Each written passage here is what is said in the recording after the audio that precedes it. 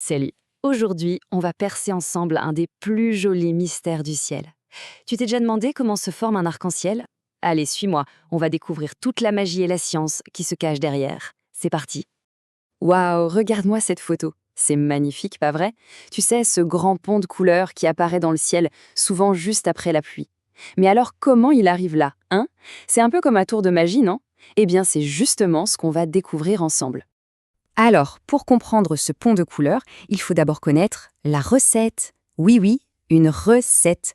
Pour faire un arc-en-ciel, il nous faut des ingrédients secrets. C'est un peu comme une recette de gâteau, mais version magie. Et voilà les deux ingrédients secrets. Il faut du soleil et des gouttes de pluie. C'est tout. Mais attention, il y a une règle très importante. Le soleil doit être derrière toi et la pluie doit tomber devant toi. Tu te retournes, tu as le soleil dans le dos et tu regardes la pluie. C'est la condition parfaite pour que le spectacle commence. Facile à retenir, non? Bon, maintenant qu'on a nos ingrédients, passons au secret numéro 2. Et celui-là, il concerne la lumière du soleil. On a l'impression de bien la connaître, cette lumière, mais en fait, elle nous cache une surprise incroyable. Alors, quand on regarde la lumière du soleil, attention, jamais directement dans les yeux, ça fait très mal. Elle a l'air toute blanche, ou peut-être un peu jaune, n'est-ce pas? C'est ce qu'on voit tous. Mais la réalité est un peu différente. Et voilà la surprise. En vérité, la lumière blanche du soleil, c'est un peu comme une cachette secrète. À l'intérieur, elle cache toutes les couleurs de l'arc-en-ciel. Oui, oui, le rouge, l'orange, le jaune, le vert, le bleu. Elles sont toutes mélangées ensemble. Imagine une boîte de crayons de couleurs. Si tu pouvais les mélanger très très vite, tu verrais du blanc. C'est exactement ça. Ok, donc on a nos deux secrets. Le soleil dans le dos et la pluie devant, et la lumière blanche qui cache toutes les couleurs. Maintenant, on va voir ce qui se passe quand les deux se rencontrent.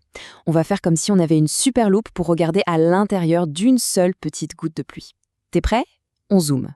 Et voilà le secret de la goutte d'eau. Chaque petite goutte de pluie, c'est comme un tout petit diamant magique, un prisme.